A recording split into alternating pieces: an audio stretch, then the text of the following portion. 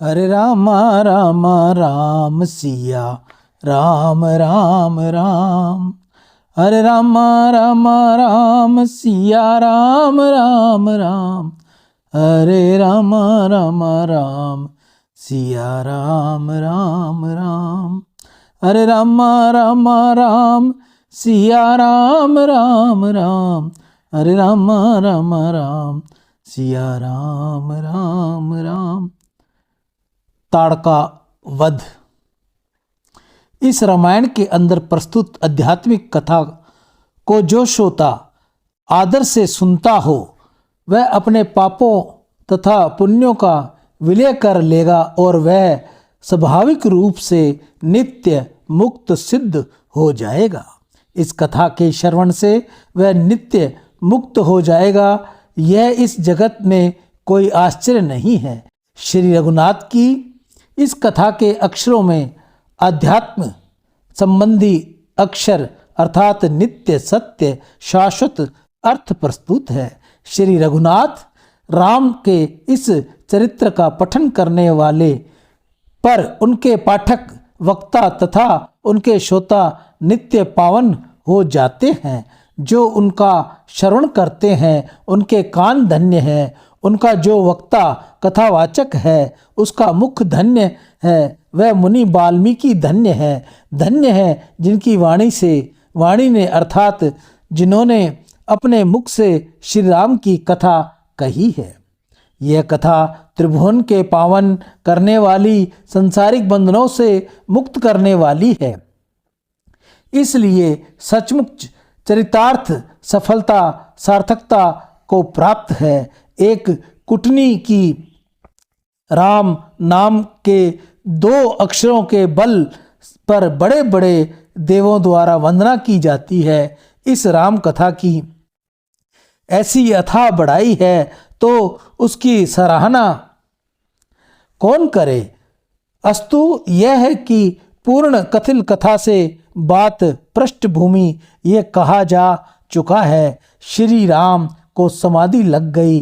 तब समय गुरु वशिष्ठ ने उन्हें उपदेश द्वारा जागृत किया। उस संबंध में कथा में प्रस्तुत घटनाक्रम सुन लीजिए। श्री राम सचेत हो गए, फिर भी वह संसारिक तथा परमार्थिक बातों के विषय में समान एक से दृष्टिकोण का भाव रखते थे।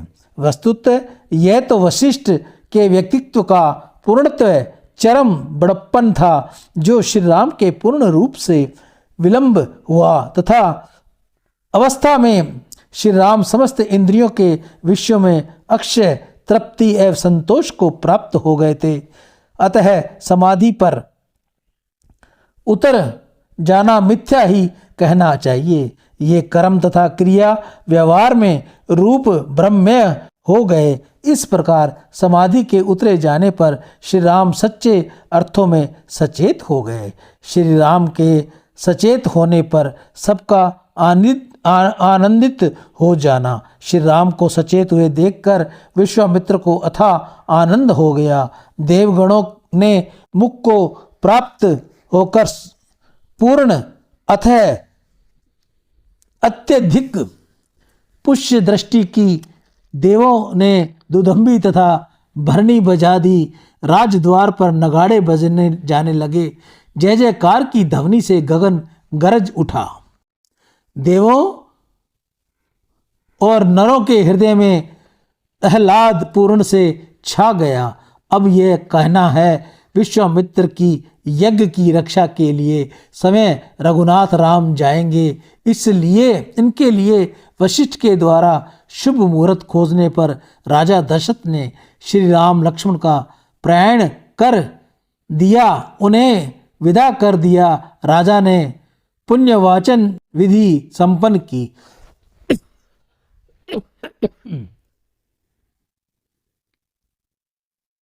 उन्होंने अपनी समस्त सेना श्री राम के साथ भेज देना चाहा, परंतु वशिष्ठ ने उन्हें ऐसा करने से रोककर श्री राम और लक्ष्मण को रथ में आरूढ़ कर दिया।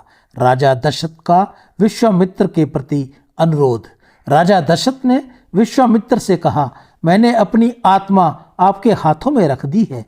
फिर आप कृपा की मूर्ति हैं। आप जिस प्रकार जानते चाहते हैं उसी रीति से उनकी रक्षा कीजिए। तो वशिष्ठ ने विश्वामित्र से कहा, सूर्य वंश में आपको गुरु पद प्राप्त हो जाए, इसलिए आप श्री राम को बीज मंत्र सहित धनुर्विद्या का उपदेश अर्थात शिक्षा दीजिए।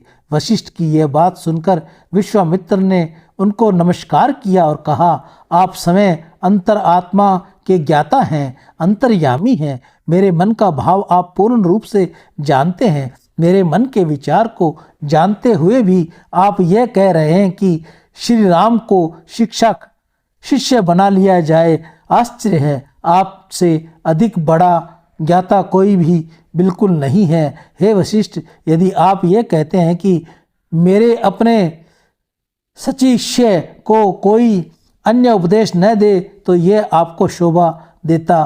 फिर आप उदारता के साथ ऐसा सुझा रहे हैं। इस बात से अन्य ऋषियों को बड़ा अहंकार होता है जिसे वे नहीं चाहते कि उनके अपने शिष्य को कोई दूसरा उपदेश दे। श्री राम को धनुर्विद्या सिखाना।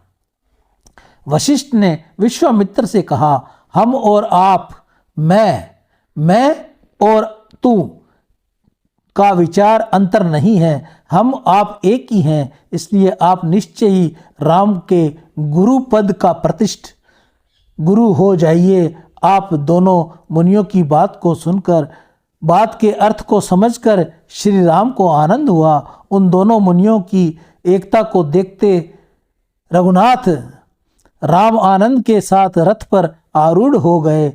जैसे जीव के साथ प्राण होता है, वैसे ही राम के साथ लक्ष्मण रहे। धनुष बाण की तरकस सहित वे भी रथ पर आरूढ़ हो गए। श्री राम के प्रयाण के समय घटित शुभ शकुन। श्री राम के प्रयाण करने का दशरथ ने समय शुभ शकुन देखे। उन्होंने देखा कि दिखाई दिया कि उनसे दो पूर्ण प्रसन्न वदन ब्राह्मण हाथों में फल लिए हुए मिले। आगे चलकर तदंतर 5 नारियां पानी से पूर्ण भरे कलश लिए हुए तथा आभूषणों और विभूषित मिल गई। फिर सिर पर दही, दूध तथा मक्खन के पात्र लिए हुए आने वाले ग्वालिन गोपियां मिली। आगे एक ऐसी स्त्री मिली जिसके हाथ में अमृत से अद्भुत मधुर फल थे। जल भरी घघरी थी, दूध भात का वायन भी था और जो एक लड़के के साथ हाथ थामे हुए थी और गोद में कमर पर उनकी दुल्हन को बैठाए हुए कोए दाईं ओर चले गए। चाह नामक नीले रंग के पक्षी बाईं ओर चले गए। सामने मोतियों के गुच्छे मुँह चोंच में लिए हुए राजहंस मिले। श्याम वर्ग के हिरण दक्षिण दिशा में गए। बाईं ओर से हिरनी चली गई। भरद्वाज पक्षी ने बाईं ओर उड़ान भरी। नेवला भी समय बाईं ओर से सरक गया। गुरु वशिष्ठ द्वारा शकुनों का स्पष्टीकरण। ये आम आदमी के जीवन में भी होता है कि जैसे घर से किसी सिद्ध कार्य पर चले, सामने से कोई सुहागन मिल जाए, सामने से कोई जल की गागर भरे हुए सिर पर रखे मिल जाए, सामने से हरिजन झाड़ू निकालती हुई मिल जाए, तो ये शुभ संकेत होते हैं। अगर सामने से कोई ब्राह्मण बिना तिलक के मिल जाए तो ये अशुगुन होता है।